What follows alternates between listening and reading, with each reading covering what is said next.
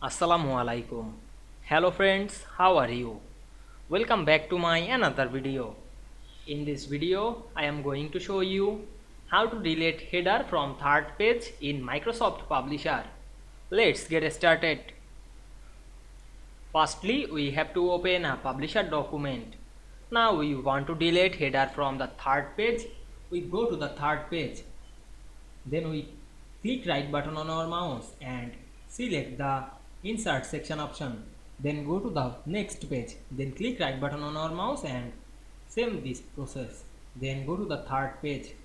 Then click right button and select the master pages option, and we can see here two option. We select the none option. Then we can see here remove the header from only this third page very easily. We go to another page and check this header text, and we can see here available the header text, but we cannot see this header text only the third page. I hope you enjoyed the video. Please like, comment, share and subscribe my channel. Thanks for watching.